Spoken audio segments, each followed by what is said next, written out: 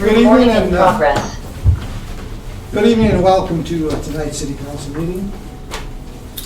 And if you would please turn off your cell phones, if you would please, appreciate it. So today is Tuesday, March the 21st, 2023. The time is now 6 p.m. The regular meeting of the City Council of the City of Trinidad will now come to order. Would you please rise for the Pledge of Allegiance? Schroeder, would you please lead us? Absolutely. I pledge allegiance to the flag of the United States of America and to the republic for which it stands, one nation, under God, indivisible, with liberty and justice for all.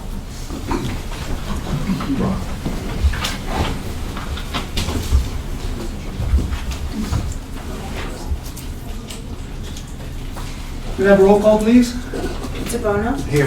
Griego. Ogletree. Here. Shu. Here. Thurman. Here. Williamson. Present. Rico. Here. Item 2, approval of the agenda. Does council have any changes they would like to make? Hearing none, entertain a motion. Motion to approve. Second? Second? Call vote, please. DeBono. Yes. Ogletree. Yes. Shu. Yes. Thurman. Yes. Williamson. Yes. Rico. Yes. Policy items and staff reports. Mr. Rubel, anything to report? Mr. Mayor, yes, we do have one presentation tonight. Talika Gillespie has an update on a grant. Okay. Hey there. Hello, Mayor. Council. How are you? Doing great. How's everyone? Good. I'm here tonight to talk about the results of a Riverwalk safety survey. What again? A Riverwalk safety survey Okay. as a metric for the recently awarded Department of Criminal Justice Safer Streets grant. The community was surveyed the last 2 weeks of January to gauge feelings of safety before and after the project. Project is reducing overgrown vegetation along the Riverwalk. Karen Wolf, the fire department, and Streets and Bridges are all working on this grant. The survey got 188 responses. It's only open for 2 weeks and we got 188 responses. For context, the housing needs assessment had 158 responses and the outdoor recreation and economic impact study got 128 responses. So this is a big deal to the community. And so I just wanted to let everyone know that there were some really thoughtful responses. I wanted to thank everyone that took the time to fill out those questionnaires. They were really thoughtful. There was a lot of ideas people shared, their experiences, and we hear you. We're working on it, but here is the graph of the big question. It was 6 questions. Question 3 is, what is your perception of safety along the Riverwalk? And the answers are, it's very safe, it's somewhat safe, it's neither safe nor unsafe. It's somewhat unsafe and it's very unsafe. So you can see that the total is 65% of respondents think that the Riverwalk is unsafe. Was there an item in there as to the reason why they felt? Yeah, absolutely, and I can share those with Sure. council if you wanted to read. We have all 188 responses. Some people chose to type in paragraphs, some people just answered the multiple choice questions, but there's a lot of good information, a lot of experiences that people are sharing, a lot of passion for the community. A lot of people really care about Trinidad and the Riverwalk and want to see it succeed. So we're hoping that when we do this survey again in June, the numbers are different and they reflect that people feel safer along the Riverwalk. But I thought it was important to share what the community thinks now. So, Any yeah. questions from council? Just a lot of people I've spoken to, they're still apprehensive, even though with the additional lighting, that they're afraid even after dark, they will not attempt to walk either with a couple or by themselves. So, just from the people I've spoken with. Mhm.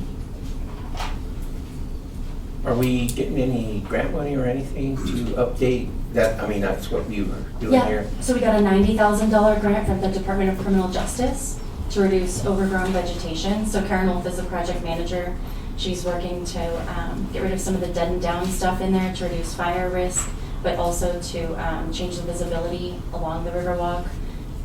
So we did get money for that. The lighting project is finished. There's a ton of other work that's happening.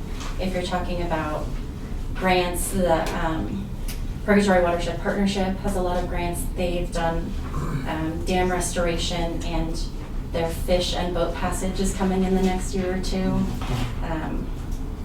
Jimino did a lot of work in that area to remove vegetation and add the gravel trails, make the flag bridge a pedestrian bridge. So there's a ton of work being done in that area, and I just wanted to give voice to those 188 respondents. Is any of that specifically directed to having more patrols, police, or somebody down there patrolling during hours or anything like that? I mean, have we worked on that? Yeah, I've shared all of this information with the police department. Detective Sergeant Jennifer Lay and the chief, they are aware of the results. Donna, if you want to go to page, I think it's 6. Yeah, that one, sorry. One back, question 5. What can the City of Trinidad and the Purgatory Watershed Partnership do to make you feel safer along the Riverwalk? 28% did say more police presence would make them feel safer, but a lot of the respondents said that more police presence wouldn't make them feel safer, that they don't necessarily want more police presence down there. There's a wide variety of answers, and I'm happy to share those with council. Yeah, kind of spread out. Yeah, so vegetation removal, more lighting, and then got quite a lot of ideas, so, yeah. Are there any other ideas that were suggested that the city's considering taking up? As of right now, I don't,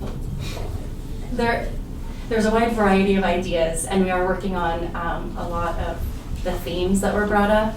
I think specifically, the only one that we didn't have was some folks from Noah's Ark answered about the connector trail. So Jared and Bob Just are working on trying to get that connector trail. So, what do you think the most significant difference will be by June, but that should affect public perceptions?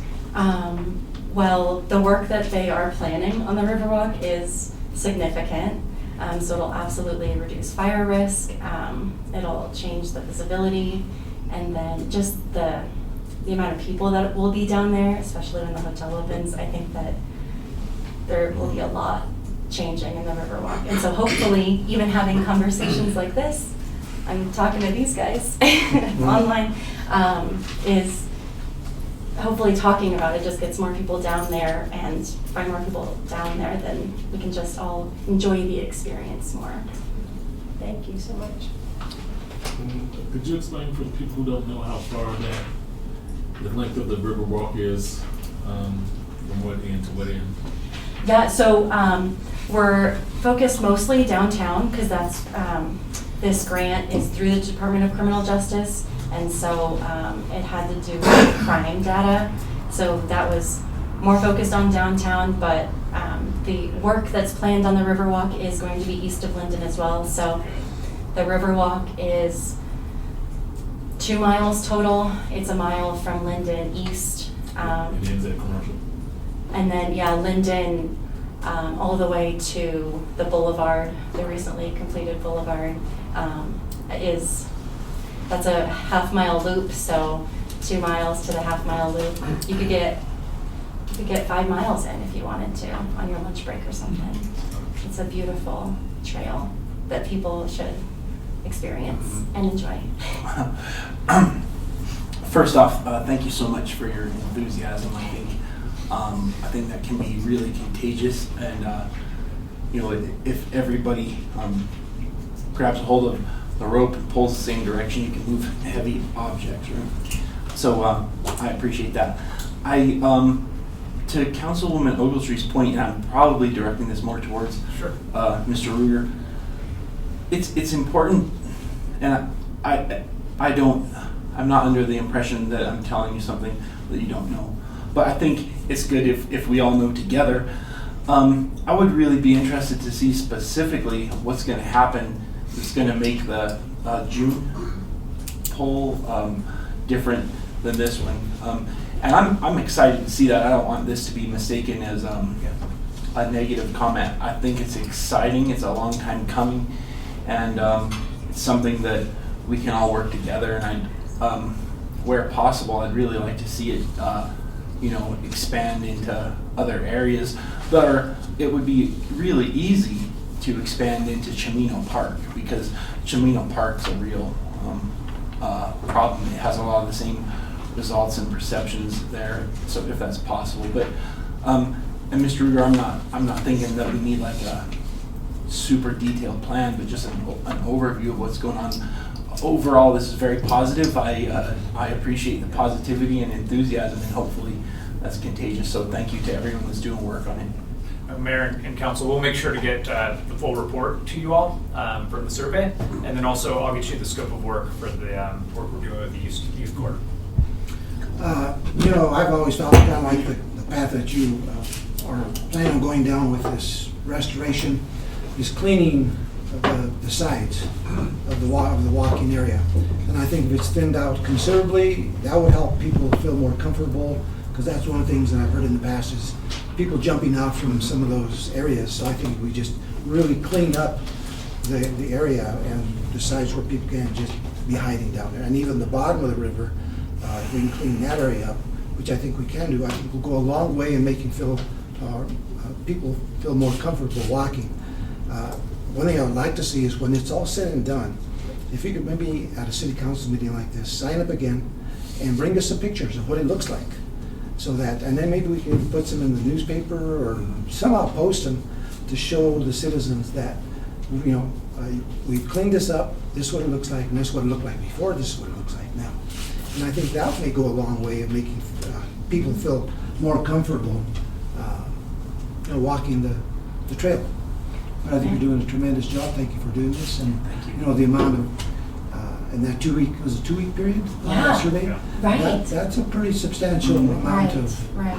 people that return the survey. So that's good to see that the interest that the community has, in our, I guess, our recreational area overall. Yeah. So, thank Yeah. you. Thank you. And thank you for answering. Okay, item 4, petitions or communications are overwritten. Do we have anyone signed up?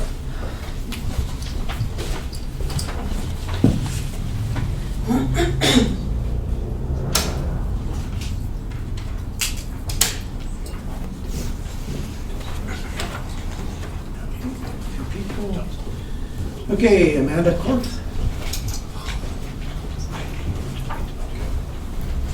Hi, everyone. Hi. Just wanted to tell you about a new women's networking group. When you look up and down Main Street and all over Los Animas County, a lot of the businesses are owned or led by women. And when I talked to the Small Business Development Center, that happens to be the fact in all of Southeast Colorado. We are the key to economic development in this area. And a lot of women who own one business own several businesses. I'd love to help support that, so I created a women's business network. WOMAC, Women of Los Animas County. So I created this postcard, which actually people are starting to receive in the mail today. It's all about you are a great part of this. I got a list of new residents, new residential home purchases, 536. I deduped them, did all that, and so now 461 new Los Animas residents got that, and who have moved here in the past 2 years. It's addressed to Amazing Woman Living At. What's that? Okay. We picked out a business that we thought really needed some great patronage, and it's Tri-Peaks Theater. I don't know if you've been there. Usually I'm like 1 of 2 of 6 people in the theater. So they have an event center too, which is also a great opportunity, and women owned. So that's going to be April the 13th from 4:30 to 6. And that will be the networking portion of it. And then they also get a ticket to a movie. So it's going to be on April 13th. I'm giving this to Aaron. Which There's also, sorry, no, the guys don't get it. So that went to new residents, and this is a card that everybody can address to any female owners or leaders and businesses that they want to attend this meeting. Hand delivered. I'm on Meetup. Everything's on Meetup, so they can go and buy a ticket on Meetup. And then a couple of weeks ago, about 3 weeks ago, I was thinking, how many times do you go into the grocery store and go, oh crap, I forgot my bag? Is that damn law? Well, so this can clip onto your purse. And it's a little nylon bag that unfolds and fits a whole lot of groceries in here. So originally I wanted to get just like 8 logos to be able to print this. I stopped at 28. And I have an additional list of 15 women-led or owned businesses that would like to be on the next bag. Also doing this in Wharf and Oak County. So when people attend, they'll get a little shopping bag that has the nylon bag in it, has a directory of all the advertisers on the bag, and I want to make sure we get coupons, catalogs, brochures, anything like that. So I've given that to Erin because I would love stuff from the city for new residences. A list of resources, brochures, advertising, whatever it is that you want for the city to go in there. And that's about everything. Questions for Amanda? No, this is wonderful. We need to do an interview. You pick up a lot of interviews, don't you? Any questions right now? No, great idea. Questions from this side? That's a great idea. Fill them out, pass them out, will do. Okay. No, it's a great idea. Good enthusiasm. Yes. Thank Good you. job, good job. You know, Amanda, like you and I sat down here sometime back before the first of the year, and one of the things we discussed is how to let the new residents of the area know about things that are going on in the community. And I think just by what you're doing here is a big step in bringing these people into the fold to let them know that they are part of the community. Mhm. And they can also ask how can they be part of the community as well? What can they do? You will notice on those small cards, this is sponsored by Junior Achievement. They would love to come back into this area. And we have such an amazing entrepreneurial spirit, and we all agree we're on the verge of something amazing here. Wouldn't it be great to let those kids in school know their value and the opportunity around here, so when they graduate, they can start their own business here and grab hold of that entrepreneurial spirit and do something amazing. Yeah. Yes. And Junior Achievement is totally into that. You know, what I would like to see is, you know, down the road when you get these people involved and you start having some meetings is maybe have 1 or 2 of them come and do a presentation to council so that we can see what their thoughts are about the community, and we can welcome them into the community as well. Oh, that'd be awesome. Okay, Okay, I'll find a couple of good ones. thank you. I'm gonna- High school hooks. Oh, I love it. Hey. Good evening, ladies and gentlemen. Good evening. My name is Haskell Hooks, and I'm a member of the Buffalo Soldiers out of Brighton, Colorado. And I'm here to represent the memorial statue for Kathy Williams, who was born in 1844 in Independence, Missouri. And at the age of 17, she was pressed into the Civil War by General Sheridan and led through as a washwoman, seamstress, cook, and helped the wounded as they moved forward into battle.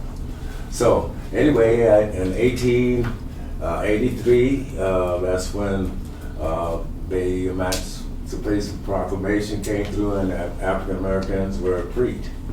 So they were no longer slaves. So in 1865 is when the Civil War was over. Kathy Williams had learned a lot about what was going on, you know, with the men in the battle and with the Civil War. So in 1866, through the act of Congress, they decided that they were going to make an all-6 regiment, which was the 38th through 42nd Infantry and the 9th and the 10th Cavalry. So Kathy said, okay, well, I've already been through all of this, so I know what's going on, so I'm going to disguise myself as a man. And some of the troops that she had helped heal to help disguise her, who she was, and she enlisted under William Cathay. and she was Private William Cathy. So in 1868, excuse me, she was found out that she was a woman and no longer a man, and got an honorable discharge and moved forward through her travels, and finally winding up here in Trinidad, Colorado, in which she worked as a seamstress and for herself, and eventually got sick and passed away here in Trinidad, Colorado. So myself being a Buffalo soldier and finding out about her in 2015, I decided to take it upon myself, because I said, hey, I'm from Trinidad. So I said, okay, well, after the epidemic, I decided to try and get a fundraiser going, trying to get my 501c1 and going forth with a statue for this courageous woman. So I think she deserves a statue here in Trinidad, Colorado, because of what she has done. And the way I feel about her is just like, I guess she's my sister. I'm a Buffalo soldier, and so were my ancestors. So I have a fundraiser coming out, which is going to be a cornhole tournament, and I'd like to pass that to you, sir. You can pass it down. Thank you. It's going to be a cornhole tournament and also this tells you a little bit more about her, at Fort Wooten from 11 a.m. April 1st. And it's going to be a $700 prize payout, which is going to be $400 for first place, $200 for second place, and $100 for first place. And we're going to have a mystery bag that I'm going to be having tickets to purchase on the winning of the mystery bag. And the mystery bag is actually bag that's going, it is one of the top of the lines that cornhole players use. So for those who don't know how to, how would you say, how to register for it, you can go to scoreholio .com, and that'll tell you about the different, what's going on with the game, and also all around nationwide, cornhole is turning out to be a big thing, and I like to make this one of the first annual cornhole tournaments, and just kind of keep moving with it and raise funds to get my statue. And we do have a date of having the statue in which she enlisted in 1866 on November 15th. So we're making our new goal for 2026, November 15th, which would give it 160 years that when she enlisted. And that's all I got. Okay, thank you. You're welcome. Good luck to you. Yes, sir. Thank you. Pastor. Okay, Jerry Peters.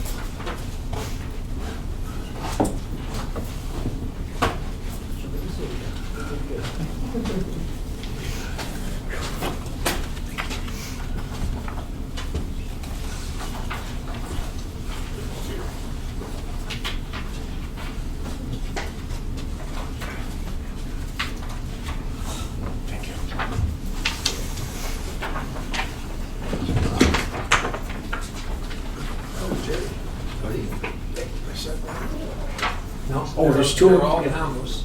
Oh, okay. Keep your Yeah, copies. I got it here. Thank you. Thank you. Thanks, Jerry. Nice paper. For those of you that do not know, I am the new chairman of the County Republican Party, but tonight is nothing about politics. We are organizing two benefit events. The first one before you is called the Youth Benefit Event, which will be held May 27th. Yesterday, this flyer said 4-H on the top. It had the 4-H four-leaf clover on it, but then I found out that 4-H won't allow that unless it's being sponsored by a 4-H organization.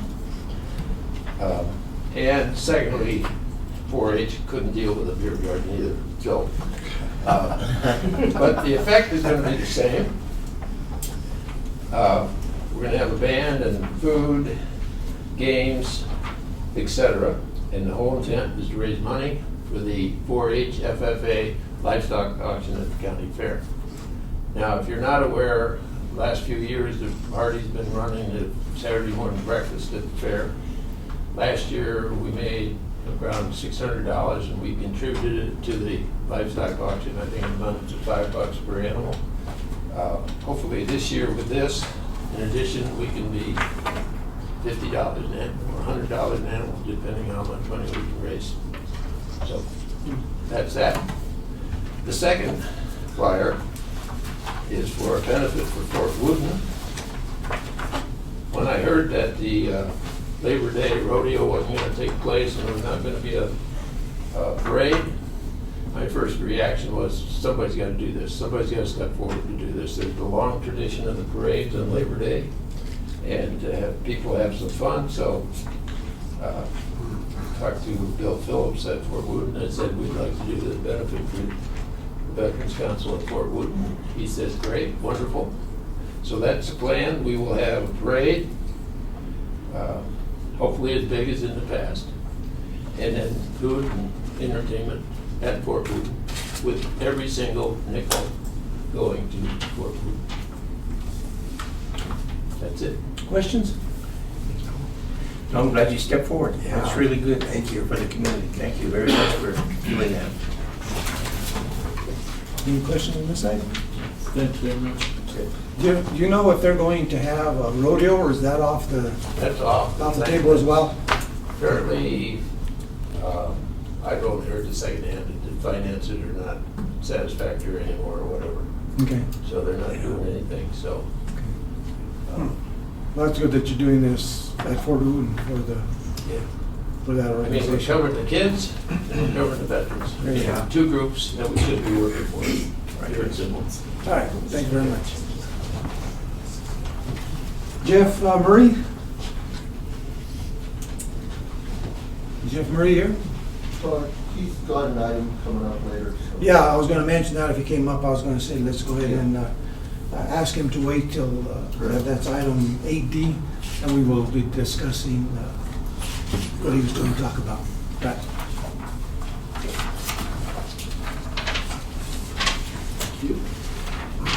On to item 5, the consent agenda approval.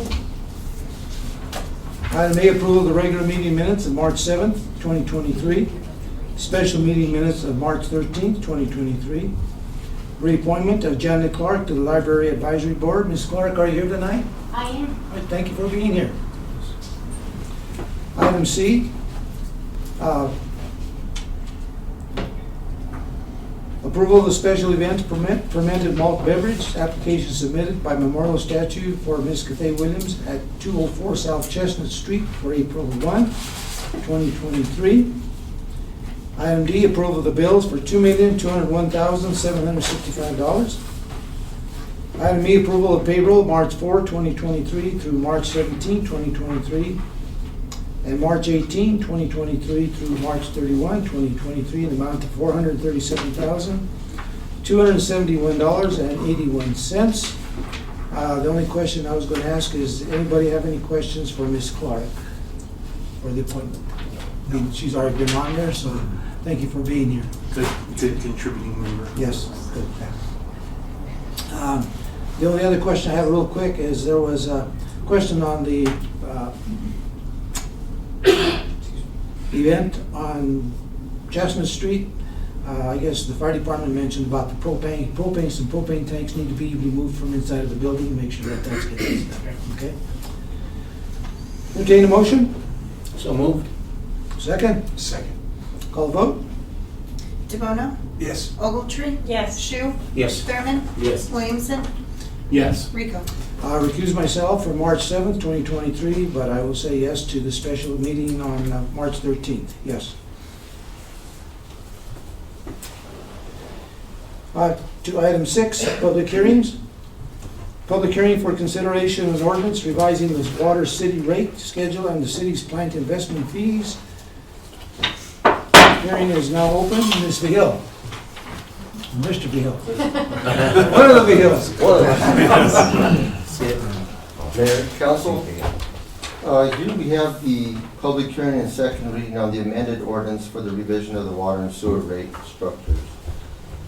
Consideration and approval of the amended ordinance for revising water and sewer service rate structures. Rathfellas Financial Consultants Incorporated provided their recommendations to the revisions of both the water and sewer rate structures. The modifications provided in the initial presentation did not reflect the 50% increase, more specifically to the base rural commercial water rates, and the 40% increase to the base rural commercial sewer rates. As previously stated, the base residential and commercial water rates were projected to be increased by 50% across the board to all water service customer categories. In addition, the base residential and commercial sewer rates are projected to be increased by 40% increased across the board to all sewer customer categories. The rate increase will have an effective date of April 1st, 2023. Alternative, City Council could elect not to accept the recommendation from the city's financial consultant. However, the impact of denying will eventually diminish cash reserves and ultimately lead to deficit in both the water and sewer department's budgets. The revisions of both water and sewer rate structures are necessary. Both departments have seen increased costs of material, chemicals, labor, fuel, and equipment necessary to maintain, upgrade, and replace our infrastructures. The costs have also continued to rise to maintain and acquire additional water rights, which would be necessary to support future growth in our community. As previously mentioned, the water rates have only increased $10.32 over the last 47 years. I'd like to add a few things. We have currently, that are hinged to this water rate study in the budget.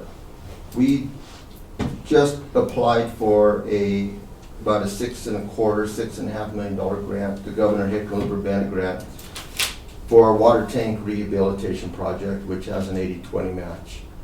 Our water tanks have not been rehabilitated since they've been constructed. We need to drain these tanks. We need to sandblast them, reprime them, repaint them, and put them back into service to get more longevity out of this. I don't know how many of you are familiar with the lead and copper rule revision that the state's mandating on this. That's still a work in progress. We're still trying to figure out what to do with that.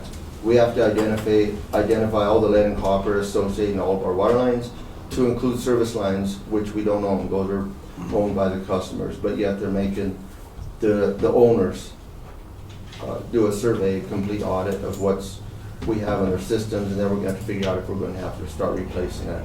Denver Board of Waterworks, for example, they don't have that issue. They have the money. They're just automatic start replacing water lines. That's how they're working on it. We don't have that.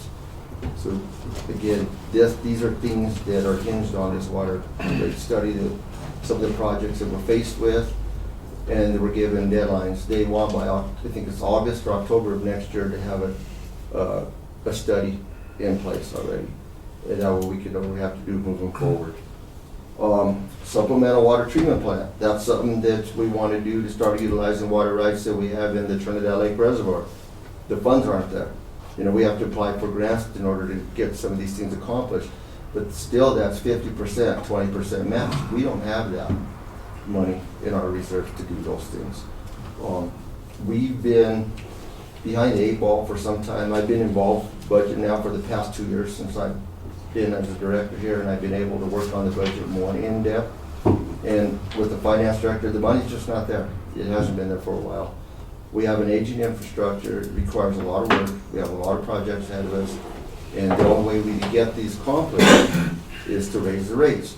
Another example, just material in the last 2 years. Fire hydrants have gone up approximately 50% just in the past 2 years. 8-inch PVC pipe has gone up 300% in the past 2 years. Brass fittings, corporate stocks, meters have gone up 50%. Repair parts for fixing water mains have gone up 40 to 50%. Chemicals to run our water treatment plant have gone up 80 to 100% over the past just 2 years. And over the past 47 years, our water bill back in 1975 was $6.18. Today, it's $16.50. That's a difference of $10.32 over the past 47 years. We can't continue to maintain at this level. Right now, our heads are barely above water. The next couple of years, we're not gonna be able to get there. We have a lot of work to do. And I realize I'm homegrown, I'm from here. I have a lot of family that lives here that's on a fixed income, and it's hard for them to adapt to these increases. But if we don't do this, we're not going to be able to meet the state guidelines of safe drinking water, and we're not going to be able to provide that safe drinking water to our customers. These are rules that are being mandated and handed down to us by the state, and we're forced to comply. So it's something that we need to seriously look at. So Andrew Ream with Raphaelis has worked on a study for us. He's got another presentation for us, and if you have questions, he can provide answers. So Will we be able to do the presentation on both this item and the sewer thing? Or both just water and sewer. So let's do this, let's go ahead and hear you out, and let's go ahead and move through this on this, and then when we do the next item, which is part of the sewer is next. and then we'll yeah. bring him up and he can explain both. Is that all right with council? Do you think that'd be a plan? Yeah, as far as the sewer's concerned, they have a lot of work that needs to be done on the headworks building, and they're not generating the revenue to do that either. So they're forced with, I'm not sewer, but I'll represent them the best I can. I've heard their issues. Their headworks building requires a lot of work. They can't beat compliance with the state on that also. With them, the state, the rules and regs are being increased, and it's getting harder to meet those rules and regulations. And they don't have the revenue to meet these demands either. Mark? Yes. I know a lot of this is coming from the state and all that. Yes. Is the state willing to put any grants out to help these communities? It's up to us to go looking for the money. We have resources, and we go water. We have the Colorado Water Association. We can go there, and they could give us information on where to go looking for grants. There's money out there. Because that would help for material and stuff. It does. We have to attack these grants, but again, when you get into the millions, $6.5 million grant, and we got to do 20%. That's still 1.2 million that we have to come up with, but we don't have it. So that's one of our big issues. I just found that, going through this, the Hickenlooper grant, I got to come up with $258,000 match on the 4 shovel-ready projects that we have that we're going to try to get done this year. And now I got to come up with another 1.2 million next year to do our water tank rehab, if we get the grants to do that. In answer to your question, is one of the things that we can do is, talk to our local, our area red legislators. Yes. And ask them to put a bill forward, maybe not this year because it might be kind of late, but next year to get some money for some of these issues that are upcoming. Because a lot of times what ends up happening is we get these unfunded mandates. Yeah. And if they can help us with some funding, I think that's what we need to do, is push them to try to get a bill together. So that's something we could talk with Mike Beasley, how to go about that. Well, I'm sure other communities are suffering the same things when they're putting it on, so the state should have some kind of way to help us get through all this, because like you say, it's tough on the residents and everything else. It's tough on everybody. It's really hard. Yeah, but our rates haven't been adjusted in so long that we're even at the 50%, if that passes, we're still going to be down here because we have a lot of ground. We have a lot of aged infrastructure that needs to be worked on to replace. So that's just to keep us moving. That's not to get us ahead of the game. That's just to keep us above water. So yeah. Thank you, Mark. I think you've done a really good job of looking into this and doing it. Yeah, like I said, I'm homegrown. I'm here and I'm not leaving. So we're here too. So what would the cost be to refurbish these tanks that you're talking about? What if the cost outweighs purchasing new tanks? We've looked at that too. Our Jansen tank, which is located by the Trinidad Lake, that's a 5 million gallon tank. In order to drain, I can't drain that. That main supply feeds our 3 pump stations, which in turn fills these other 1.5 million gallon tanks there. So I can't drain it. So we have to put up a supplemental tank next to that in order to drain that one down. And we're looking at about $3 million to put another 1.5 million gallon tank right there. So, and we got to get, the Corps of Engineers owns that land, so I've already submitted a land swap proposal to them, so we're working on that. We're waiting, it's in their hands, the Corps of Engineers now, so if we don't get the land swap, we're gonna have to look to extend our perpetual easement of the existing tank that's on and get permission from the Corps of Engineers to build a supplemental tank so that we can drain that tank and rehab that one. So it's a big issue that we're faced with, so, and it's gonna cost some money. So we're looking at all of our options right now. We've hired Black and Beach Engineering to do the design and oversee the project. And they're ready, that job is already ready to be put out to bid, but we don't have the funds, so we just applied for a grant from the Hickman for Bennett, and if we get that, again, that's a little over $6 million. If we get that, we're gonna have to come up with 20% match, it's about 1.2, and we don't have that, so that needs to be budgeted in next year's budget if we do get that grant, so. Other questions? Mr. Mihal, Yes. if these increases are approved, will we have the money for those matches? Are you confident? We should have it next year if this is approved, yes. We've looked at it and we should have that. If we get that $6.2 or $6.5 million grant, we should have that next year.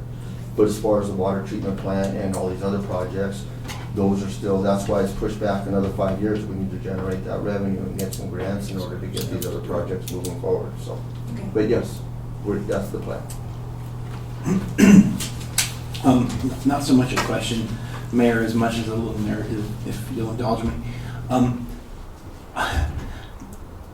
This is obviously a tough situation. I mean, it's going to be an impacting raise to people, especially on fixed incomes. But you know, something that I really appreciate, and you've referenced, you said you're from here and plan on staying here. Everybody that's working on this lives here. We're all in the same boat, and we have to live with that together.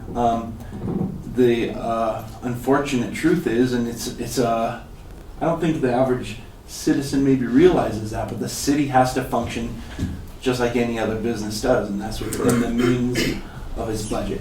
And I did the quick math.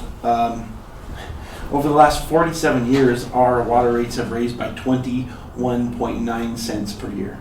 Yes. That's I would say way well behind the increase of everything else. And it comes down to, in order to run a balanced budget and provide not only the required things that the state is mandating, but to continue to provide a safe source of drinking water, we have little choice.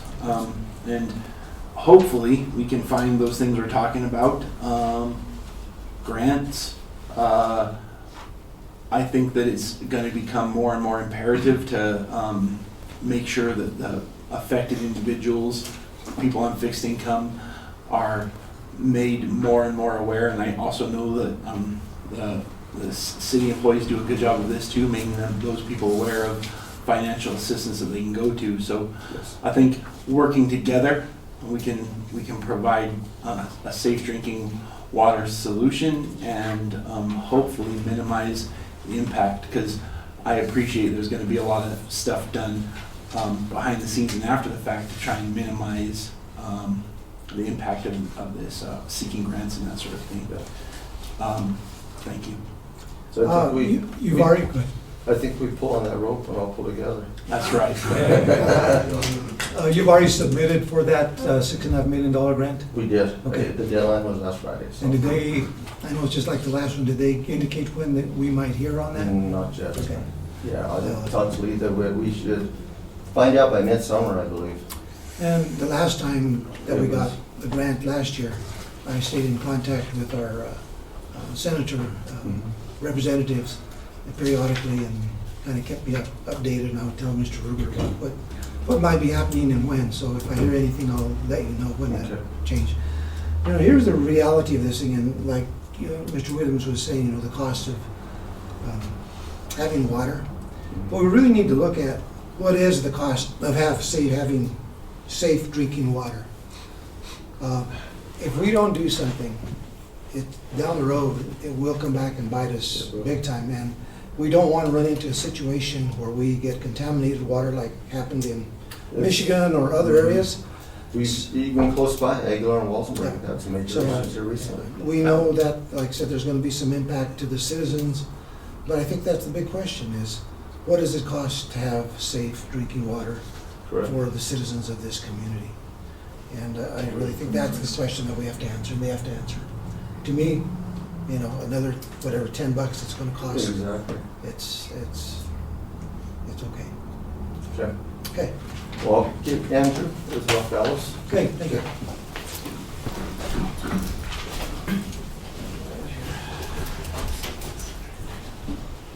Anyone in the audience, or online wanting to speak on the ordinance? Mayor Rico, Yes, this is Luis Lopez. I have my hand raised. Can you hear me? yes. Just a couple of questions. I understand the totality of an increase of water. My question is to Mr. Vigil or City Council, the percentage of the increase, I believe it was 40% increase, or that's what that hasn't been raised over the years. But my question is, being a business owner of my commercial property in Trinidad, Santa Fe Trail, the sewer and water consumption seems to be hand in hand with the rates over the years of the consumption of the fresh water and the sewage. And that mathematic equation is set through City Council, and the consumption of the water through the meter and the sewage does not have a meter. And also, I have a city water tap in my county residence, which does not have city sewage. We have a septic tank. So my question would be, moving forward with the increase for water on the meters, is that going to apply to my county residents the same as it would to my city business, with the sewage being applicable in this application? From what I gather, and I'll let Mr. Gill maybe answer that, and as far as the water goes, yes, you will be assessed that. As far as the sewage goes, do you have an answer for Mr. Lopez on that? Yeah, your water rate in your residence is just your water rate. You don't have sewage there, so it's not connected. Your commercial property, your sewer bill is connected to your water. The difference is now with the sewer, currently, your sewer rate has always been based on your water consumption, so therefore in the wintertime, you're not watering. Where the complaint we heard the most previously was in the summertime, you started watering your grass, your water bill went up, and so did your sewer bill, when really it wasn't going down the drain. So they did a WAC now to where they base your water rate, your sewer rate is based on your water rate through November, December, January, and February, I believe. They take that average, and that's what your sewer rate is now based off of, from 3,000 gallons or less. If you go over your 3,000 gallon minimum, then that's when your sewer bill starts to increase. But for right now, the whole rate structure's been changed to accommodate for that. I guess to simplify the question on that is, those people that are on septic systems, and of course that's coming up, is how does that apply? They don't have a sewer bill. It doesn't apply to them at all. I think that was probably the question they had for us. It just has a water bill. They don't have to worry about a sewer, so. Okay. Yeah. All right. Okay, any other questions? Thank you for the clarification, Mr. Vigil. I appreciate that in your time, and I also like to make the comment that we have the best drinking water in Colorado, and most probably the south central area of the country here. So I thank you for all you do and appreciate your time. Thank you. Okay. Thank you. Hearing nobody else wanting to speak, hearing is now closed. Item 6A1, second reading of an ordinance revising the city's water rate schedule and the city's planned investment fees. Entertain a motion. Second. Second. Any discussion? I think you had someone that was going to speak. Did you want to talk about maybe the rates that were being increased? Do you have those available? to speak about? I do, and I guess there's my name's Andrew Ream. I'm with Raftellus. I work with the city as part of the study. There's a component that covers the proposed rates, and then there's a second component following up from the presentation a couple of weeks ago, a couple of questions that Councilmember asked. So I'm wondering if maybe jumping to the answers to those three questions, and then, in terms of just kind of talking through if there's questions on the rates themselves, so that may make more sense, rather than waiting to the end to answer those questions. Don, can you pull up the presentation and jump to slide 15? Make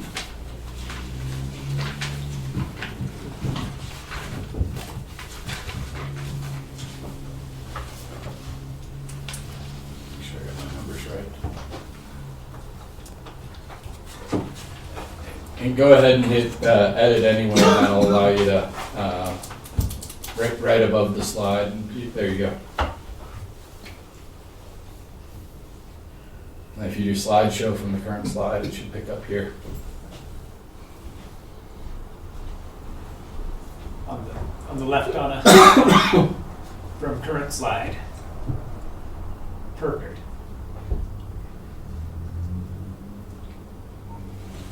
Okay. So there are three questions. Next slide, please. And you just kind of talking through each one of the questions as well as the answer. So one of the questions that was posed was relative to the minimum water use of both for water and is proposed for sewer of 3,000 gallons for residential customers. The question was basically how many customers throughout the year are below or under that amount.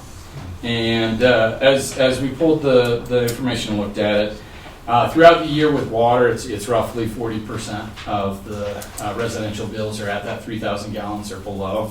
So that kind of, that minimum charge under the proposed would apply to those bills and those customers. Is that 40% of the whole customer base or 40% of the residential? It's 40% of residential. Okay. And then in terms of sewer, and as Mr. Vigil described, what's being proposed for the volume on sewer is in this winter period use, and about 50% of the bills in that 4-month period, again for residential customers, are at or below that 3,000 gallons. So that just gives an idea of how many would be basically staying below the minimum and subject to the fixed charge. You maybe are going to get to this, but I remember we're changing from cubic feet to gallons of water, so I brought my bill in. And I was like, okay, so my water usage last month was 217 cubic feet. Is that above or below 3,000? That is below 3,000. So, and I got I'm sorry, I feel like it's so 400 cubic feet is equal to 3,000 gallons. So it's sort of this. There's three. Well, I'll just so okay. that's something that. Yeah. Just so people looking at their own bills, if they're under 400, they probably are not going to go over the 3,000 at least as they look over their months. Correct. Okay. What is the 42%? Is there below that? Do you have a percentage below that, or and then above that? Is those kind of divided? In other words, would it be 58% above that? Yeah, and so 58% including summer, kind of usage for the water are above that 3,000 gallon level. And then is there a peak there that, do we have another tier above that, or is that just strictly the way it is? Under the proposed, then the volume, the Right. tiered rates would start after that 3,000 gallons, and so it goes to sort of 6, and then, yeah. There's some chairs. Yeah, that's what I was thinking, yeah. Okay. The second question, if you can go to the next slide, please. And this one's a tricky one to answer, and Mr. Vigil addressed a lot of this in terms of, basically it was kind of what happens if no action is taken. And so, and I guess there's sort of two parts of this. We evaluated a multi-year period. So if, no action is taken in 23, and just kind of looking at that, The more immediate impacts financially are felt within the water system, as Mr. Villa indicated. We fall below our target. We basically, the water fund would become, would have a negative or deficit balance. And then just funding the expenses that are laid out over the 10-year period, it never recovers.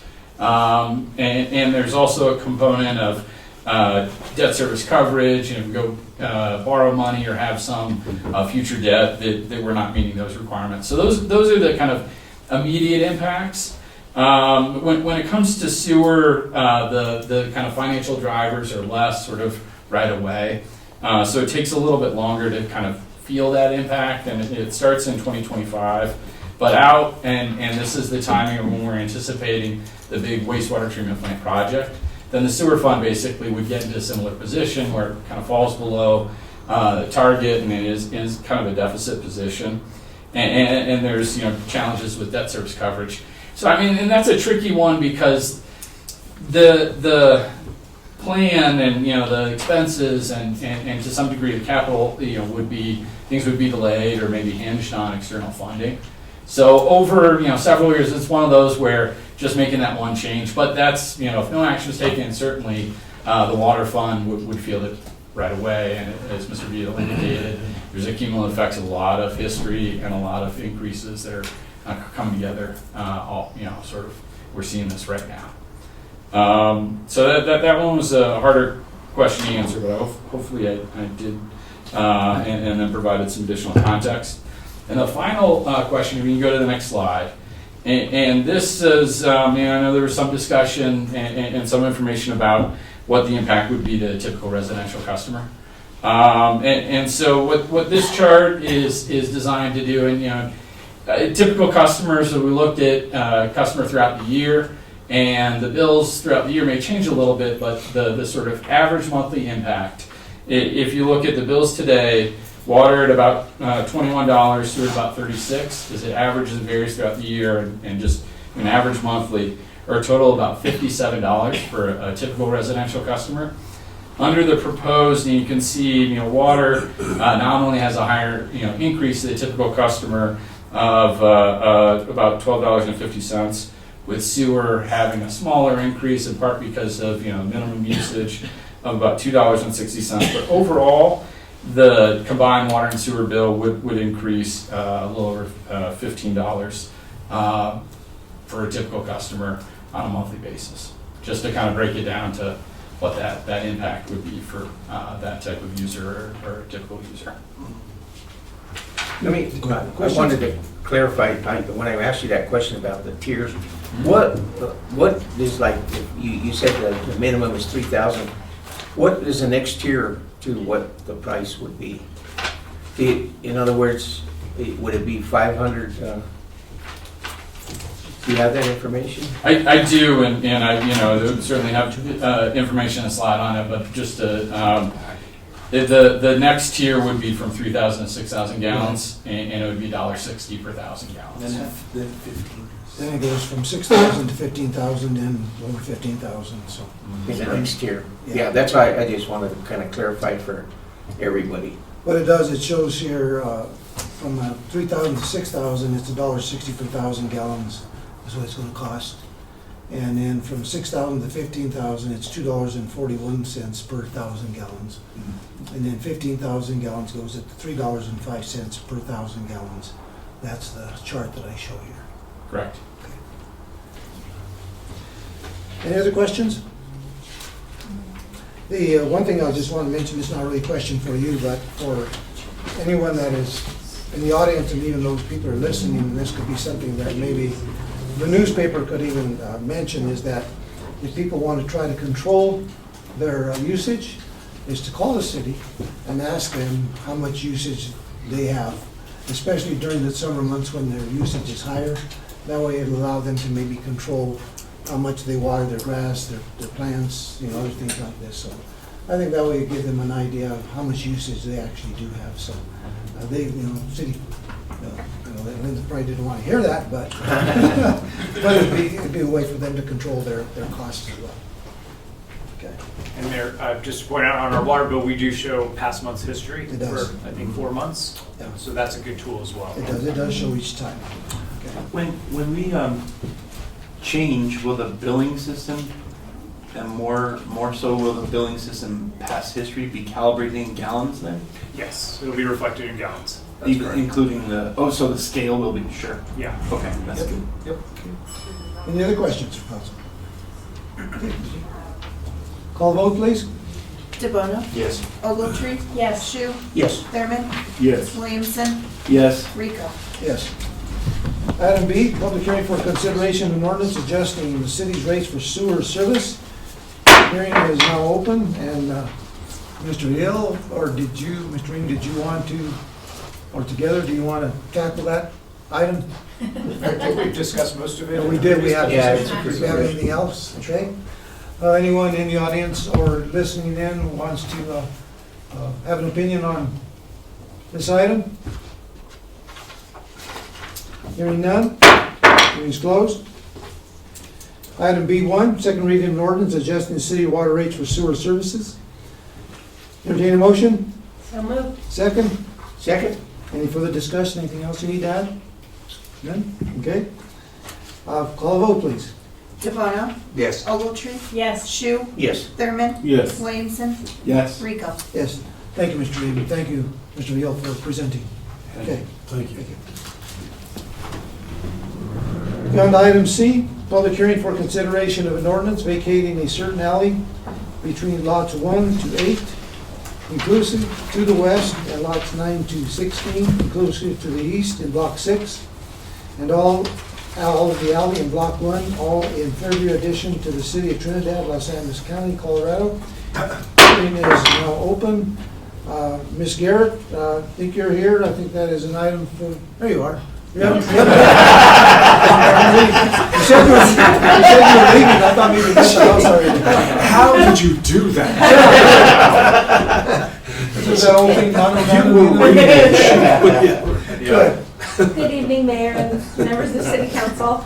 This ordinance is proposed to vacate an alley that existed back in 1958 and currently lies underneath of the Frontier Motel over off of Goddard Avenue. The ordinance at that time was not recorded. I'm not even certain if that was the process at that time. But what happened is there's a title issue now, and it needs to be cleared so that there are no title issues going forward with respect to that property. And so City Council is asked to approve the vacate of the alley that's, I guess, still in existence because it has a clear title. Yes. Ain't there. Yeah. Okay, questions? No questions? It's got to get done, it looks like. Anyone in the audience or listening in that wants to speak for or against the consideration of the ordinance of vacating? Hearing none, hearing is closed. Item C1, second reading of an ordinance vacating a certain alley between lots 1 to 8, inclusive to the west, lots 19 to 26, inclusive to the east in Block 6, and all of the alley in Block 1, all in Fairview addition to the city of Trinidad, Los Angeles County, Colorado. Entertain a motion? So moved. Second? Any further discussion? Hearing none, call the vote. DeBono, Yes. Ogletree, Yes. Shu, Yes. Thurman, Yes. Williamson, Yes. Rico. Yes. Item D, public hearing for consideration of an ordinance amending the zoning classification of property located at lots 9 and 10, Block 2, Capitol Hill addition to the city of Trinidad, Colorado, from medium-density residential to community commercial zoning to 1201 East Main Street. Hearing is now open. Ms. Hall, what do you have? Good evening. Mayor, City Council, good evening. Yes, I'm excited to bring this application that was brought forward to the Planning Department by Danae Thomas and Johnny Rivera. Its location is at 1201 East Main Street, Trinidad, Colorado, and it is on the corner of Gordon and Main, which is a very high commercial area. Their intention is to rezone from low-density residential 2, community commercial for a proposed business, namely an e-bike business to bring to Trinidad. The Planning and Zoning and Variance Commission heard this application on March 14th and accepted the proposal of rezone. Namely, I did want to go over some of the items that we brought to the applicants as a requirement to bring a proposed business. That would be to have curb and gutter and driveway and parking with ADA compliance as a requirement for a business. They are proposing a pre-built building to be placed on the property, and there are additional ADA requirements for public use of the building that we've gone over with this application. And I do have the applicants here. If you do have any questions for them, we'd be happy to. Okay. Mr. Rivera or Ms. Thomas, you want to come forward? And Here. come on forward, please.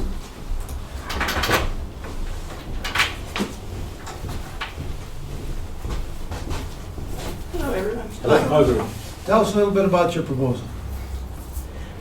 So right now we're just working to get it rezoned so that we could start building the business there. It had been vacant for a while, and we think that business would be really good for that area. It's actually, I think, part of Trinidad's economic development plan to get that more businesses going in that area. So we're kind of excited. It would be an e-bike rental and then a souvenir shop. So once we get rezoning done, we'd like to start moving forward with that. Okay. Any questions for either Ms. Hall or Mr. Rivera or Ms. Thomas? What type of prefabrication building is it? It's made of pro panel on the outside, and well, we have all the specs and everything that's required. That I don't know if we need any more information. We'll have a record. Actually, I think if you look in your drive, you can see a picture of the building, what it's going to look like. Okay. It's there. Questions, Frank? No, I haven't. Good job for bringing business here. Yeah. Great. Invest in Trinidad. And if anyone would like donating money, just let us know. I'm looking forward to trying out an e-bike. I don't know how to do that, so I'm looking forward to that. I had a question for Ms. Hall. Are the applicants required to pave the lot, or how will, I understand curb and gutter in the driveway, but how will they do parking, ADA parking if it's not paved? There's requirements in the code to have a specific number of spaces per square footage, and we would apply that requirement as a standard.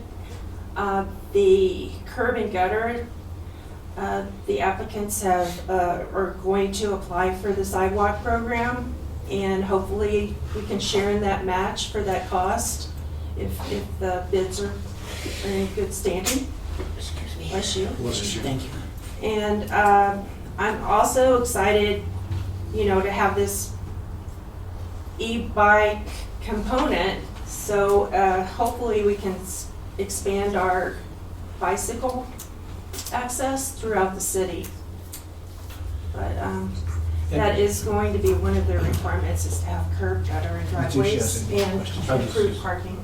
What about landscaping? Anything is landscaping There is a required? small requirement, and their site plan, it does include a landscaping in the front section of the proposed area. Okay, thank you. I just was asking Ms. Hall, we're planning on going East Main, doing our ADD curb and gutter and stuff in that. Would we be going that far down where we would be able to help them out with that? Yes, I believe there is a ADA ramp on the receiving, like the other side of the Maine and Gordon, and we would like to match that.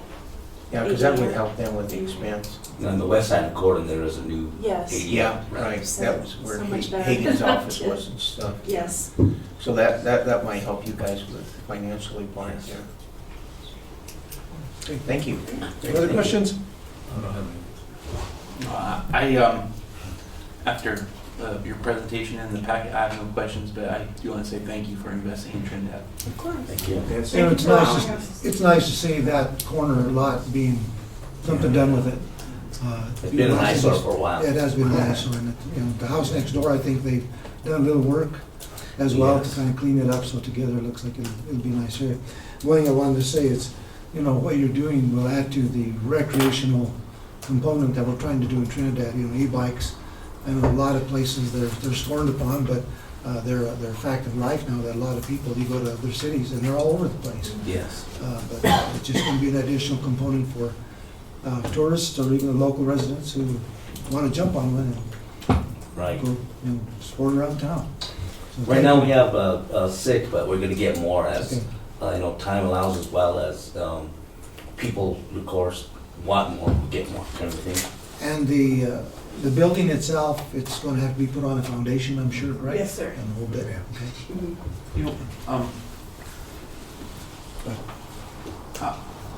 For our agenda, I was going to limit our questions to the the zone change, but how is there steps are going to have to be taken to ensure that we don't end up with issues that other cities have experienced with the Experienced yeah. those misgivings for e-bike rentals.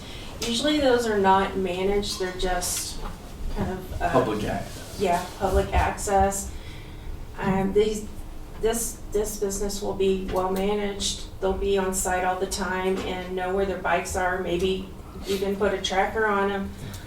But they will not be strewn about. Okay. Like I've seen, No. experienced in It'll other take cities. a while, they come in that same day, they're not coming. So they'll be daily. Right. And also, we would like to look into, working with the people at the Riverwalk. And then this last weekend, we went and we took the bikes to Colorado Springs, and Google Maps actually provided a bike route. So we were maybe hoping to get something like that figured out as well too, so that, if we don't have something like that in the city already, then we could start working on that. What hours of the day and how many days a week is the operation going to be open? So we haven't really gotten that far yet. Right now, again, we're just working on the rezoning part, and then once we get that approval, we can answer a lot more questions. Okay. There will be engineered plans Sure. involved. Any other questions? Anyone listening in or in the audience wants to speak for the ordinance? Hearing none, hearing is now closed. Thank you. Thank you. Appreciate you guys, thank you. Item D1, first reading of an ordinance amending the zone classification of property located at Lot 9 and 10, Block 2, Capitol Hill Addition, to the city of Trinidad, Colorado, from medium-density residential to community commercial zoning and setting. The hearing date for consideration of said ordinance to 6 p.m. on April 4th, 2023. Introduce, need someone to introduce? I'll introduce. Entertain a motion? So moved. Need a second? Second. Any further discussion?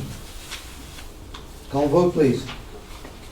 DeBono? Yes. Ogletree? Yes. Shu?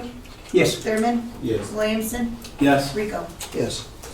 Item 7, unfinished business, we have none. Item 8, miscellaneous business. A resolution authorizing the mayor to sign a sale and purchase agreement with the Trinidad Urban Renewal Authority for a resale to a qualified developer in accordance with applicable laws, including competitive bidding requirements, and permitting the authority to retain 1/2 of the net proceeds of the sale, and that is on the sale of the Hughes building. Entertain the motion. So moved. Need a second? Second? Discussion, Mr. Ruder? Mr. Mayor, no, we're excited to get this going, and I want to commend Tora. They've put their RFP documents to get the building issued for sale ASAP as soon as this resolution is adopted. Okay. Questions from council? Any questions? Does TOR's involvement in this require that the building be rehabbed, or can it be knocked down, or is there any limitation on that? So Tura will accept proposals for the building, and we are including the historic nature. It is in our historic zone as part of their consideration. So the hope is that the building will be put to good use. And the way the process works for Tura is they don't have to take low bid. So they're able to base it based on the proposed use of the building, and then they'll decide who came in with the best proposal and make a determination. Other questions?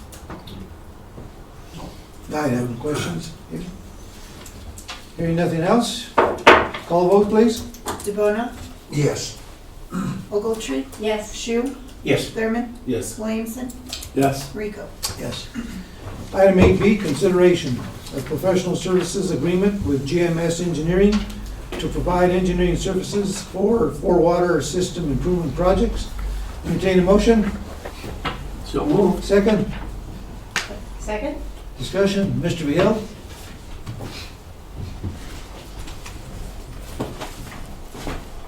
Mayor, council. We have consideration of the quote from GMS Engineering and Professional Services Agreement to do the design of the 4 projects awarded through the Congressional Directed Spending Hickenlooper Grant. We have worked primarily with GMS Engineering in the past on our water distribution system upgrades. Therefore, they have a vast knowledge of our system. I feel if we were to go out to bid, that it would cost the city a substantial amount of additional money and time because of the unfamiliarity with our system. The municipal code allows for an exception to the bidding requirements where compatibility is the overriding consideration. GMS Engineering did the design on 4 previous projects. One was up on 2nd Street from right behind the courthouse all the way to High Street like 3 or 4 years ago. They did the Santa Fe Trail Waterline project. It came from the old Sopus Road underneath I-25, got it out of the parking lot of the old Best Western parking lot and down Santa Fe Trail. They also did the First Street project last year from by the courthouse. They came down Maple and Chestnut and First Street all the way to Convent. So they're very familiar with us. We're familiar with them in our bidding process. These were the 4 projects that we applied for last year with the Hickenlooper grant that we were awarded. We were notified in December. I got in touch with GMS Engineering shortly thereafter, and they have just recently gave us proposals for the 4 projects. The Morris Canyon Road was one of them. That was $375,000. The Segunda Waterline project is $448,553. University Street is $438,000, and up in Weston is $62,500. For a total of $203,000. That's to do the design, engineering, and oversee those projects. We will do the in-house, we will do the inside inspections and final payments. But that's for the Hickenlooper grant that we were awarded. But it needs to be engineered and designed, and that's what we want to move forward with this on this project. We can't waste a lot of time on this because we don't want to lose the grants. They're supposed to be shovel ready. So this is the last process to make it shovel ready. Question. Are some of these, sorry, go ahead. Are some of these projects done by your department, or do we have to bid them out? This will have to be bid out. To all of them? All 4 of them? All 4 of them. Yeah, we'll have a 20% match, which is $256,000. Yeah, they'll do 80%, we'll do the 20% match. I don't know that they allow any in-kind, so I think it's just, we'll find out more details here in the very near future if we could do any in-kind, but I know that we have a 20% match on that, so. And it was a $1.3 million grant that we were awarded, so. Mark, what's the projected cost on the engineering and design? $203,000 for all 4. For all 4? Questions? Does that seem reasonable to you, just generally with your knowledge of? It does. We would do it, our engineering department would do it in-house. They just don't have the time to get it done in time to get this done, so we have to put it out to bid. And honestly, I don't know enough about this grant to where if we can actually do it in-house or if there are requirements, because it's federal money, if it's required to go from a outside source. So. Be nice if we could do it in-house. It would A lot be. of it, I mean, save a lot of money to do more projects. I know. We just don't have the luxury now. They're overwhelmed with the projects they have already. So. And it's for the whole project? All 4 projects. And I guess it sounds like there's about $700,000 left over after we pay the engineering process. Do you anticipate that, and plus our 20% match? Well, the whole project is 1.3 million. We'll have $256,000 match, which is coming out of our cultivation fund. This $203,000 will come out of the water department's budget directly, which we have in the budget. Okay, so the $1.1 million Is plus the and hopefully that will cover all the costs to do those 4 projects. I guess that's correct. Let's keep our fingers crossed. Correct. Just for curiosity, what are you doing on University Street? On University Street, we have a 12-inch cast iron main, water main. It broke right underneath the railroad tracks by the Welcome Center. This was several years ago. Yeah, that's what I was. And that's one of our main looping lines through there. We had to cut some isolation valves on both sides of the road cross. Normally underneath the road crossing, it's encasing. It's an encasement. Well, this one is not. When it broke right in underneath the road track, so we had to shut it down and cut some valves in on both sides. It's been like that since. So we need to get that back in place. That's one of the north side, south side tanks loop in 3 areas in Trinidad. One is Linden, one is commercial, and one is right here on Animas. With that 12-inch, we're losing some volume because we're coming through a 4-inch water main on Nevada by McDonald's. So we've reduced our volume on between the 2 loopings. So we need to get that back in place again. We're gonna have an issue with the railroad. You're still going underneath the tracks. Well, that's part of their engineering contract, is getting the railroad easements and get the right-of-ways for them. That's part of their. That's probably worth the money. It is. It really is. Yeah. It is. That's all part of their engineering deal. And up in Segundo and Weston, dealing with the state highway too, getting the permitting to do all that. That's all in their ballpark. That's, the costs are included in all that. So. Anything else from council? Call the vote, please. DeBona? Yes. Ogletree? Yes. Shu? Yes. Thurman? Yes. Williamson? Yes. Rico? Yes. Item C, consideration of an extraterritorial 4-inch fire suppression line request for the Trinidad Ambulance District at 13840 Highway 350. I'll entertain a motion. So moved. Second. Second. Discussion, Ms. Vale. My turn. Yeah. So before you, you have a water tap application from the Trinidad Ambulance District. It will be for a 4-inch water tap, only used for fire suppression only. They currently already have a 2-inch domestic tap, but their renovation project requires them to have a fire line. So fire line and domestic have to be 2 separate lines. Interesting. Okay. Questions? Can't think of it. What's the main size there, do you know? We have 2 water mains there. We have a 16-inch and an 8-inch, so they'll be tied into. Okay.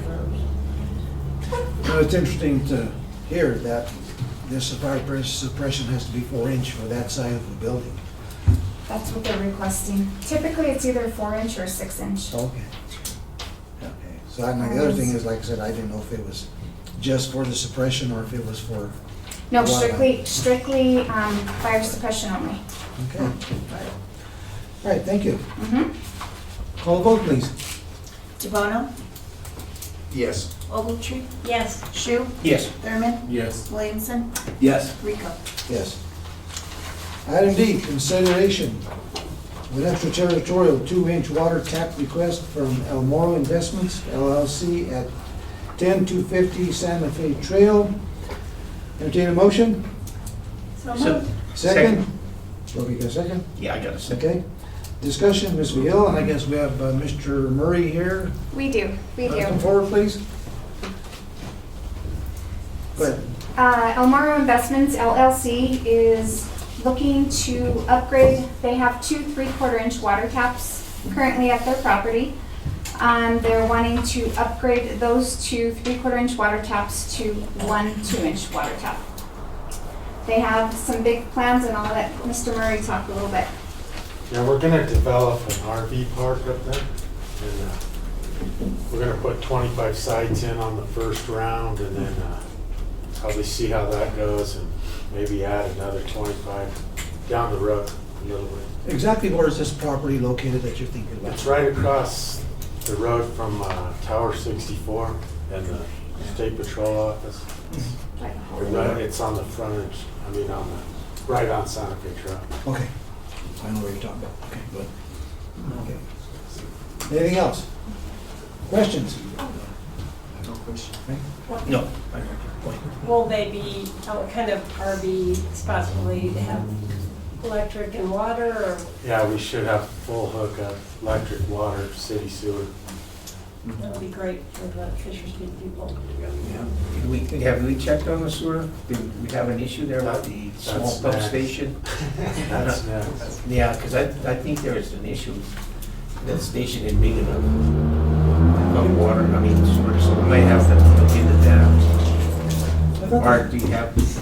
They would be tying into the sewer main ahead of the lift station, so it would be gravity flowing down Okay. into the existing. So we lift wouldn't station. have to worry about updating the lift station? None at all, yeah. Because I know it's back capacity, you can. No, that we're okay in that area. That's part of their new one that they ran from Walmart across the highway and has a new lift station in it. So, and he'd be tying in uphill of the lift station, so it'd be gravity feeding right into it. Okay. So it'd be okay. I just want to make sure. Sure. Thank you. Good question. What's the exit and entrance looking like coming up Santa Fe Trail? Will there be sidewalks or?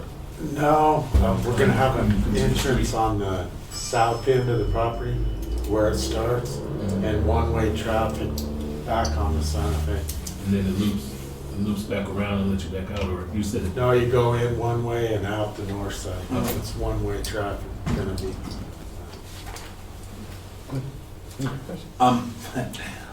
I'm interested in the aesthetic of the place. Is it going to be more for like single night stays or prolonged stays? No, we're gonna do it for mostly overnight. No long-term. Okay. Not interested in that. All right. I have no questions. I appreciate Frank. So we'll have, showers available for people if necessary? We're not required by the state to do it with the first 25. Okay. But yes, that's part of the 2-inch wall, yeah. Okay. We're gonna do a bath shower house sooner than later. You're saying that you're going to do the first phase, and I'm not sure how many people have noticed. Marks? There's some, is that similar kind of the type of building that you? Well, that was pretty elaborate. Yeah, it is kind of fancy. Yeah, I stayed there once to check it out, but, yeah, that'd be, down the road. We're gonna get it open and established and try to make it pay for the next phase. Well, I really appreciate that, you're making an investment in that. When we started working on Fisher's Peak, the big question was about RV parking, and it would be good to have something like what you're proposing to do. And I think it's just a great, another great amenity that we have to offer. Yeah, that was our thought too, and we're not gonna line them up like a Walmart parking lot. We want trees, we want walking paths, we want something nicer to across the street. Anyway, thank you for doing this. I think this would be a good additional amenity to the recreational aspect of overall Trinidad. So thank you for that. Thank you. Any other questions? Call vote, please. DeBono? Yes. Ogletree? Yes. Shu? Yes. Thurman? Yes. Williamson? Yes. Rico? Yes. Item 9, council reports. Mr. DeBono. One more item. Okay, I missed that. Thank you. Resolution reestablishing a process for naming people to city boards, committees, and commissions. Entertain a motion? So moved. Second. Discussion. Mr. Lugar, W. Yeah, I can certainly present this one. So this is stemming from a work session we had back in February where we talked about our appointment process for boards and commissions, and council had a very good conversation about the current process whereby boards and commission members nominate people for your consideration. And I think a lot of what we took back that was getting lost in the shuffle is your opportunity as the final decision makers on our boards and commission members to have the opportunity to really vet them and understand who you're appointing and have that interaction.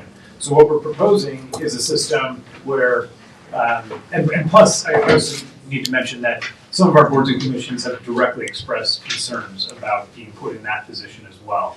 So what we're proposing is, based on that conversation, that the council would interview boards and commission members at work sessions, and then you all can determine from the point at a regular meeting thereafter. And so this resolution accomplishes that. Question? Are we gonna do this to all the boards? Yes. And are we starting over? Are the people that are on the boards, how are we gonna work that? No, great question. This will not affect any current member on any board that's already been appointed by you all. So this will only be for new applicants to boards and commissions going forward. Yeah, because it would be a kind of a mess doing all that. No, we wouldn't want to do that at all. We wouldn't have anybody putting in for boards. Yeah. Exactly. I don't want to sit through that work session. No. Other questions? Mr. Ruber, does this resolution leave any room for the boards to give us any input? Absolutely. They are advisory boards to you all, and so they always have the opportunity to give their feedback and input to you all for any matter, including these appointments. So I'm thinking they might, in certain cases, like on HBC, saying we need an architect, or, you know, it would be helpful for us to understand the status of the board. Yeah, I think that'd be good. And you all can always defer to a board and commission if you want, for them to go through a vetting process themselves. This just adds flexibility to the process, but really gives you the opportunity to really get to know boards and commission members as you're appointing them. Thank you. Mr. Boards and commissions will be addressed after this training class. Is that the? So this is kind of separate of that, but it is worth pointing out that we do have a training session for our boards and commission members coming up on Friday the 24th from 10 to noon at Space to Create. And we wanted to get this going as well, so we can definitely mention this process in that meeting as well as part of that training. I think this probably doesn't need to be mentioned, but it's never stopped me before. So, as with everything, I think communication and messaging is super important. Will someone on staff take that lead to express to the boards and commissions the importance of the work that they do, our appreciation, and just give them the proper messaging that this isn't in any way a negative step, but just seen as something that's going to overall benefit the situation? Yeah, Mayor and Councilmember Williamson, I'm actually really glad you made that comment. The ordinance itself, the municipal code, is very clear that the council shall appoint these boards and commission members, but absolutely, we don't want this to be viewed by boards and commissions as we're being punitive or anything like that. Right. We don't feel that way. I will make sure to express that in our training on Friday. But also it's important to note that part of that training is a luncheon to really celebrate their efforts and make them feel like their work is very valued. So we share that sentiment, and we'll make sure that gets articulated well on Friday. Will they be giving us maybe their recommendations as well as to who they because they're going to be doing some an interview process, correct, with the applicants, correct? Mayor, no, that's kind of what we're leaning away from. Okay. But again, to Councilmember Ogletree's question, there's nothing that prohibits a board or commission from giving you all feedback. They can certainly come and present to you if they feel strongly about a candidate. And I think it's very important that you as liaisons are getting that information back to the council as well. And they can always come to staff, and we'll listen to them and heed their advice as well. I think that was a good recommendation that you mentioned was maybe like they could give us what they need and what they're missing as far as representation in their board and commission to what would help us look for that person or people for the selection. I think that's important. Very good recommendation. I will make sure to express that to all of our staff liaisons to boards and commissions as well, so they can get that information back to me to get to you all. That would be good. Because, I recognize sometimes, some of the people that are on there, maybe they don't have the experience or the technical experience that may be needed. And it'd be good to know what their expectations are as a board of commission. That's what I was going to say. Will most of the determining factor be predicated on that person having knowledge in that particular area? Well, we hope, because we don't always get a big bunch of people applying. for any of the boards and commissions, hopefully going forward, maybe we will. I know the last couple we have had several, so hopefully that will continue. And it'll give us a broader choice to choose from. Okay. Right. Anything else? Call vote, please. DeBono? Yes. Ogletree? Yes. Shu? Yes. Thurman? Yes. Williamson? Yes. Rico? Yes. Okay, on to item 9, council reports. Mr. Bowman? Veterans Council, well, Mr. Hooks already stated that the cornhole tournament is going to take place, fundraiser, April 1st for the Kathy Williams statue. There's also going to be, Fort Wayne's going to entertain bingo night. It's going to be Friday, March 31st. It's a fundraiser to benefit the Branson Junior class. So, those 2 items. Nothing to report at this time. I missed arts and culture because I was on my way to Denver for another meeting, but the highlights I saw from their minutes are that they're preparing requests for proposal for fixing the mural under the Commercial Street Bridge to get that work done, and possibly a sculpture at the Space to Create Commons. So they're working hard on a lot of things. While the mayor was away, I attended a local government meeting with the Colorado Oil and Gas Conservation Commission, and that was very interesting. I learned a lot in that process about how back in 2020, as a result of a law change, that commission went from being focused on fostering oil and gas to regulating it. But very wisely, they have 5 professional board members who touch on all of the areas that oil and gas exploration and development touch on, including environmental. They have a representative of the oil and gas industry. But they do very good work. They're very thorough in the way that they review applications, and they're very proactive in the way that they look at issues that industry is facing, including dealing with orphan wells and things like that. So I was very impressed with them, good group. The meeting I went to in Denver was for the Advisory Council for Colorado Creative Industries, and they are the entity that assisted in getting us the funding for 3 projects, Space to Create, the East Street School, and the Fox Theater. So I brought them up to date with what's going on in Trinidad, and they're excited about that. We talked about what's going on all around the state with the money that the legislature allowed us to distribute. And one in particular that I really liked, there's a woman in Huerfano County who does a creative aging project that she's done with that community that I think would be great in Trinidad. But what they did is they identified the founding families of Huerfano County, and then they prepared a cookbook accessing all of the information that those people brought together. And I know that years ago that Trinidad had a cookbook that was, I think, St. Joseph's Church or something, and it's like a treasure and you can't find it anymore. But I think it would be a great project that maybe arts and culture could get a handle on to help integrate old and new Trinidad, because I know I would love those recipes. And it's an amazing project that she did. She does a lot of things. She's actually coming down here, named Sandy Lomack, I think. Anyways, let's see. And then today I went to the Trinidad State College advisory meeting, and we got an update on what's going on with the college.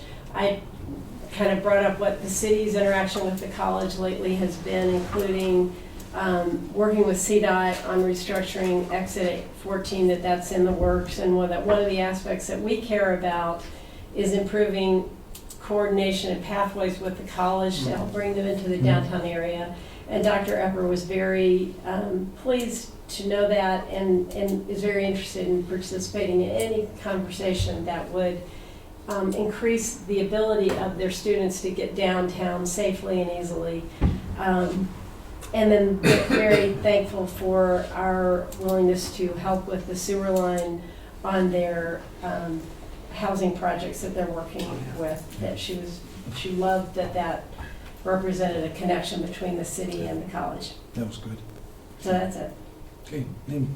We had a good meeting last week, Parks and Rec, very, very informative. The good news is the golf course is doing things with the youth right now, and we got those golf clubs in. to get the young kids to start playing golf. Looking at grants for female golf teens and young adults to play golf also. Dog Park is looking at more agility courses for bigger dogs and smaller dogs. On the small dog side, we don't have an agility course, so they're looking for that to be put in. Also, I guess after the meeting next week, we're looking at new board members and how to process these new board members into the fold. And I guess once we get that sorted out, we have some new applicants ready to be part of the Parks Rec. Also, what else we got? Wormhole Loop. Trying to get that taken care of, to get bathrooms put in over there for the Wormhole Loop. Also, the golf course, not the golf course, excuse me. Frisbee is getting new tee boxes for the Frisbee golf. That's exciting. But the bad news is the deal with the pickleball situation fell through because of the way the property has some issues under the court. Something's going on under the court is making the court bulge up. We've always had that problem. Right. That's what I The said. roots, the tree roots. No, I think it's roots and also it's a some water, kind of water and it's issue. granite there and it just drops down. And so we're looking for either a new location or maybe trying to figure out what we're going to do with that situation. You laughing at me? No, Frank. Yeah. Frank just saw that coming. Okay, thanks. Also, the new master plan, I think is finalized. They worked that out, the kinks. We went through it line by line, made sure that all the typos and T's and dots and I's and whatnot are crossed. Okay. I have 4 things. First off, I wanted to announce, based on conversations we had at the council retreat in February, I'm sponsoring an amending ordinance to the code regarding lodging tax and the tourism board structure. Hopefully we'll be looking at that at the upcoming work session. The other thing that I wanted to mention, and I'll just read this.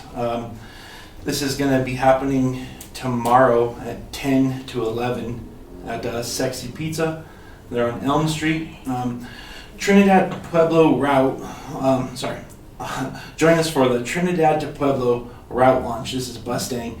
The Trinidad to Pueblo route will provide a vital connection for southern Colorado, operated by South Central Council of Governments. The route will offer weekday services with 6 stops, 2 round trips per day. To celebrate, we invite you to attend the ribbon cutting and to remember the special occasion. I'm pretty excited about that. I mean, it's going to be an option for people to travel quite affordably. I don't know the rates. To in Pueblo, there'll be a trip to Pueblo and back in the morning and to Pueblo and back in the evening. So in theory, if someone wanted to go from Pueblo to Trinidad or Trinidad to Pueblo, they would have transportation. It's also really nice transportation. Initially, I think the rates are going to be very, very, very reasonable. It's free till April 30th. I haven't had that confirmed. I didn't want to go into that. Aaron, Yeah. how many people, I mean, is there a bus or a van? It is a bus. Yeah, that's I forget the capacity, but it's like one of those college sport buses. I mean, it's pretty good capacity and nice amenities on board. It should be a welcome addition to Trinidad. I'm excited about it. I plan on trying it out with Gabriel. He likes that sort of thing. So also, I know some of us attended this. So if I'm stepping on anyone else's toes, I apologize. Several of us did attend a county work session where the issue of Cougar Canyon is once again brought up. I'd like to see if potentially we can really, make a real good solid effort at moving forward with a plan to do that. And if obviously that's going to take a lot of effort. Back to pulling the rope analogy, I think if we all work together, we can do that. I know there's a lot of hurdles, but you have to eat an elephant a bite at a time. I think those are bites we should be taking. Then the last thing, and I don't know how we may or may not help with this, but I think we've been talking a lot lately about moving Trinidad towards an economy based on tourism, and that's going to be good for local businesses, it's going to be good for local citizens, because the more people that come here and spend money, the more tax revenue we'll have. That can even potentially help to defray costs that we're talking about tonight for water, sewer, those sort of things. It's a super positive thing. And I've mentioned over and over, I'm just mentioning that, but we have a lot of little niche things here, and I've learned so much being on city council, such as like the guy that started Chevrolet, started here in Trinidad. Had no idea until that city council meeting. But I think that we should really maybe devote a portion of some work session to that Cafe Williams and see how we can, as a city, potentially be involved in helping that. I think that's a great part of history, a really neat part of history, and can be a good counterpoint to some of the history that exists here, and it's quite parallel. So I would be really excited to be part of that. That's something I think would warrant discussion. That's all that I have. You know, on top of that, you know, the other iconic person that was in Trinidad was Mother Jones. Yeah. You know, so that's something else that maybe the Miners Association could kind of dig in and start trying to do and have some fundraising events. Yeah. Those two would bring additional people into the community. You know, like I said, I also attended that joint meeting with the Los Angeles County Commissioners, and we mentioned that we didn't have a lot to say for a couple of specific reasons. However, one of the things afterwards, I talked to Mr. Ruger how to proceed. And one of the things that we want to do is we want to have an internal conversation, first of all, with ourselves. And then what we'll do is then once we decide how maybe we want to or can maybe move forward, then we will have another meeting probably with the county, more than likely, because there's a lot of legal issues within these. We probably have to have an executive session, and probably be more than one meeting. It's not going to be just a singular meeting. I think it's going to be 2 or 3 meetings together with them, so that we can really reach a plan and how to move forward with it. I think that's where that's at. And like I said, hopefully we can get that started here pretty quick. And Mr. Mayor, I did talk with Commissioner Lopez this afternoon, so he had a good suggestion. Less me, the county administrator and the county attorney. I think it's good for us to get together, and the 4 of us kind of come up with a game plan together on how to move forward. But definitely, appreciate the enthusiasm to move forward, and we'll come back with some ideas based on that meeting on how we can start unraveling some things. Yeah, just like, I think all of us, we all get hit up. What are you guys going to do about being around the Guru Canyon? So it's a major issue to deal with. We really have to do something with it. I'm not sure what, but we'll see. Last Friday, I also attended at the Fort Boone, twice a year. They have recognition of the Vietnam vets, and they give them pins. They've been reaching out to pin and recognize vets that have not been recognized in previous years. And this last time, there had to have been a good 12 to 14 people that they recognized from the Vietnam era. So that was really nice to see.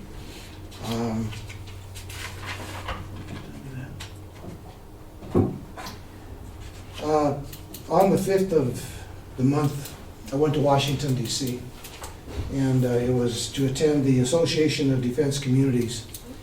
And this is I didn't realize that, but it's a very powerful Association. And the communities from all over the state, I mean all over the country are there.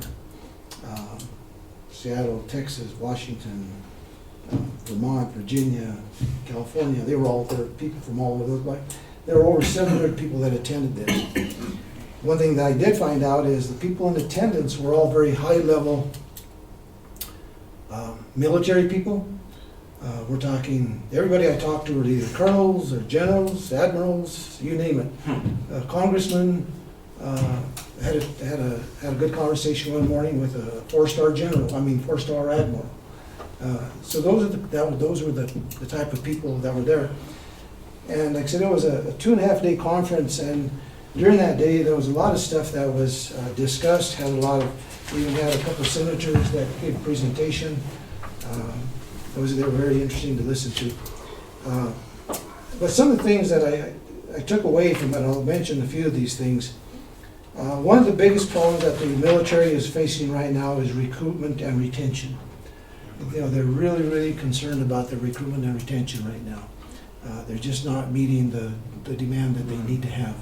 So that was brought up over and over and over again and by several different people that presented.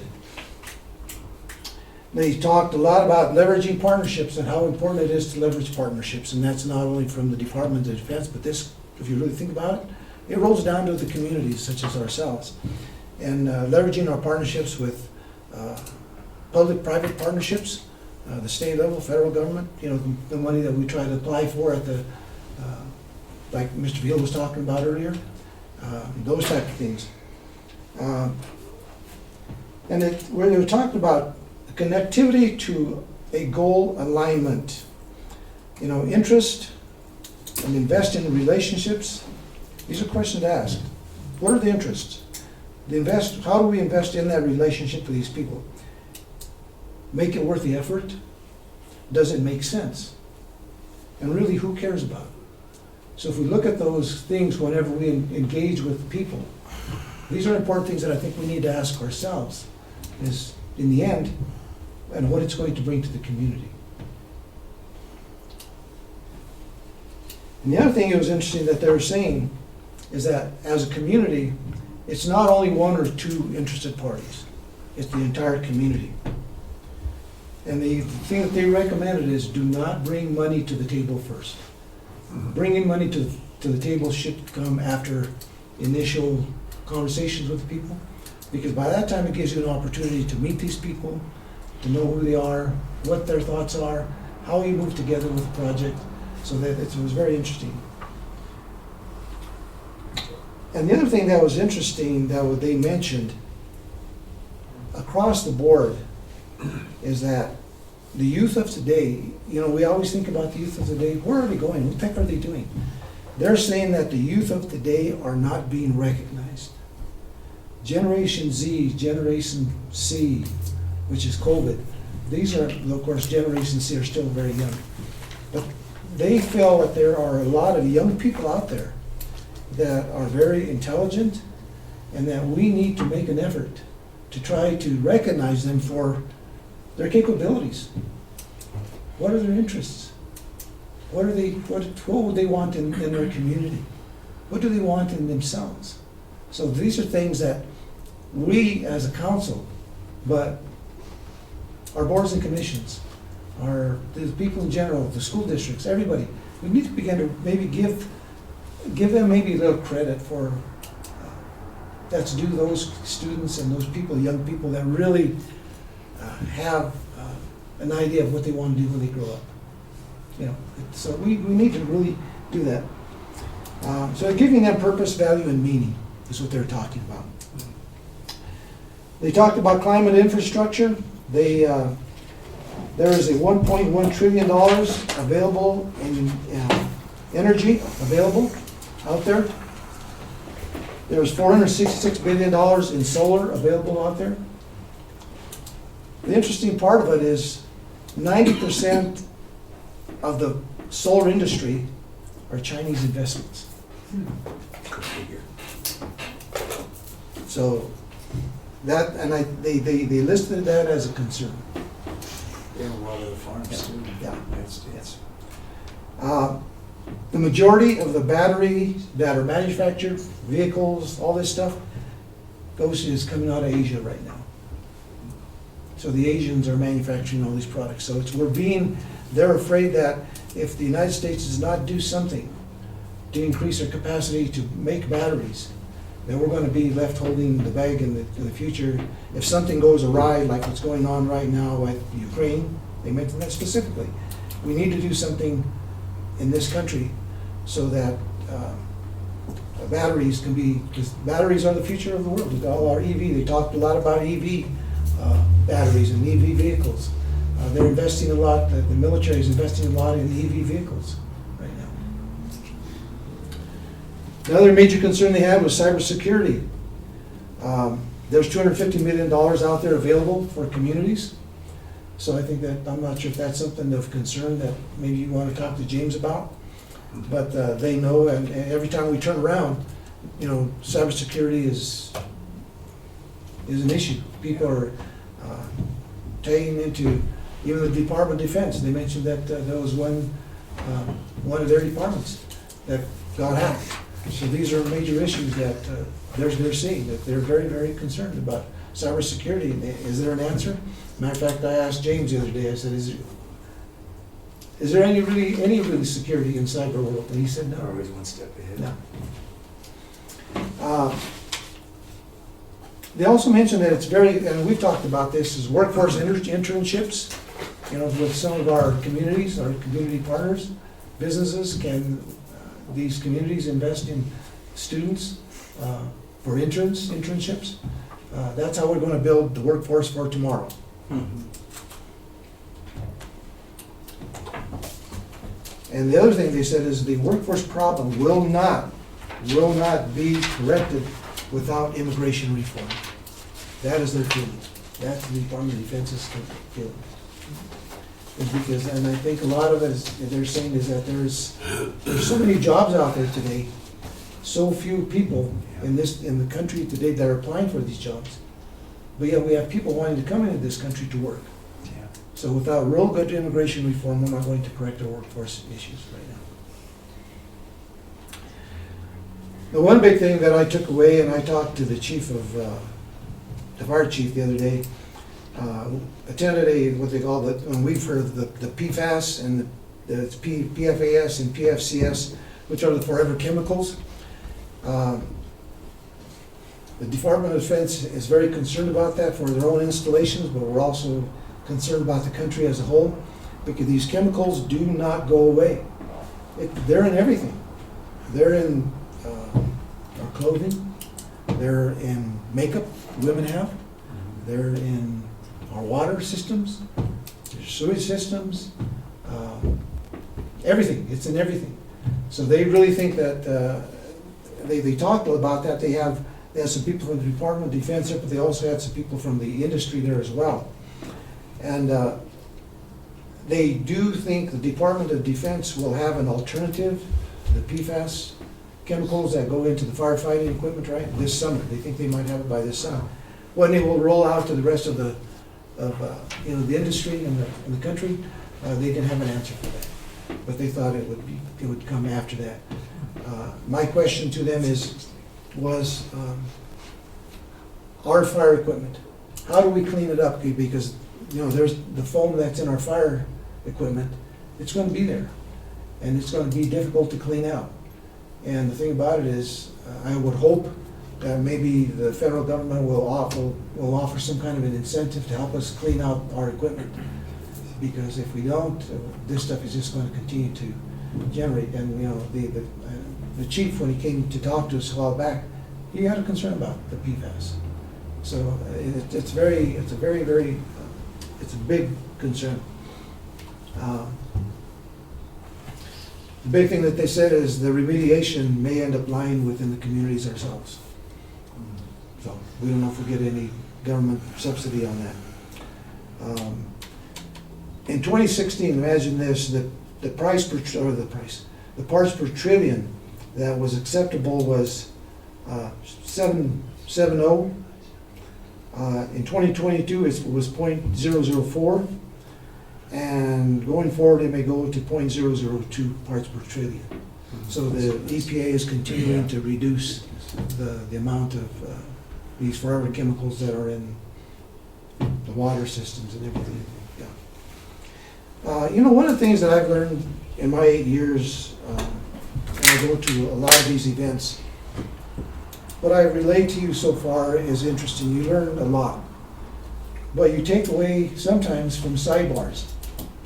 And I met a gentleman from Colorado Springs, and I need to confirm this, but there's something that the SEDS that was brought before us last year. I'm not sure if you guys remember that. They were saying that if we don't participate in that we may not be able to apply for some funding. So he was going to give me some additional information on that. So I'll try to get that additional information. The one thing that was interesting is he was saying is that the Department of Defense, and of course Fort Carson is close by, is a lot of times they have a lot of equipment that they need to replace. And what they do is they sell it to communities. And he said that there was one community that needed a bulldozer, and they got it for cheap. So he was going to get me the information, to where do we look for this information? We used to buy them when I was on council before, but then they said they wouldn't sell them anymore to city administrators anymore. That's why we cut that out. But we used to get trucks and a lot of stuff, equipment. In fact, the police department and sheriff's department got a lot of vehicles, He said four-wheel drives. He said it was the one was somewhere around Colorado Springs. It was a fire department that got a bulldozer. Yeah. So I'll check into it a little bit more, see what. Yeah, because we had done that before on the council and got quite a bit of equipment for it. So it worked out well. So like I said, a lot of times, these sidebars, you get a lot of information from these people. So like I said, that was kind of the basics of this event. It was really good. Actually, the two people from the Trust for Public Lands and Nature Conservancy were there, and hooked up with them again and had fun talking with them. So this is a very interesting, like I said, event to attend. I felt it was necessary simply because Pinon Canyon, is out here, and I thought it would be good to talk. I actually had the first night we were there, they set up a meeting, and next to me was someone from the Pentagon. I had a very high level, I forget, official from the Pentagon. So people like that are the people that you're able to meet with at this and get a lot of information from them. This gentleman about Pinon Canyon I talked to gave me a lot of information that I was never aware of. So it was interesting. So. Mr. Ruger, what do you have? Just a couple things tonight, Mayor. Just wanted to let the council know I did also speak with Commissioner Lopez, who's on the Front Range Rail Commission, I think is what it's called. But I'm going to be following up on where we're at on the RAISE grant with Andy Carzon, and make sure we're on track for spending the $12 million that we've been awarded. So I just wanted to give an update on that. Some stemming from conversations we had a couple work sessions ago when CDOT was involved on the transit center. We wanted to highlight for the public that we'll be starting our area-wide planning process, and there's going to be plenty of opportunity for proposals like that to be discussed as part of that process. And so we want to make sure that we're considering all options and making sure that we're welcoming ideas and that people have that opportunity to voice those concerns. So we're going to accommodate that in very soon work sessions that we'll be bringing up on area-wide planning. You all, I think, received the memo about that, so we're very excited to get that process going. And then the last thing I wanted to mention, and this is super fun. So CML, the Colorado Municipal League, they're celebrating their 100-year anniversary this year. And Trinidad was one of the 11 founding members of the organization. And Les and Audra, particularly Cheryl, we can all attest to the value that they add to our service delivery to our residents. We depend on them for so much. And so they've just been a great model for local government support in our community. So with that, they are doing a celebration on April 26th, and they've invited the 11 founding communities to come and be part of this celebration in Boulder. The mayor and I are planning to attend, and anybody else who wants to go, let me know, and you're welcome to come along. Anything else? That's it, Mayor. I want to mention to you tomorrow, that busting, ribbon cutting. I can't be there because I'm gonna be in a dentist chair at the time, so I'm not sure if you have. When is it? When is the? It's at 10. You can still go. Take a dentist chair with you? Anticipated laughing gas. Oh, that's right, yes. I'm gonna be there. You'll be there, okay, good. You're welcome. Anybody else can go, that'd be great. Okay. Just 12 items, everybody. Just kidding. Aren't you so glad that I'm gonna be pretty? Did you attend the meeting in Washington? Right, I did, and I'm gonna talk about that. No, I did want to just say on Cougar Canyon, I think it's a wonderful idea for Steve and Phil Doran, Cam, Pam Nelson, and myself to have a meeting, but it would be very nice to have an executive session with all of you right after that. I kind of almost wish we had an executive session on that subject automatically every 6 months, just because it arises in the most unusual ways, and it just comes up all the time and regularly. The only thing I wanted to say, I owe you a letter. You had requested a letter that we've received previously on Cougar Canyon. It's confidential. It's from another lawyer we retained, but I just wanted to tell you that I had forgotten that until right now, but I will get you a copy of that letter.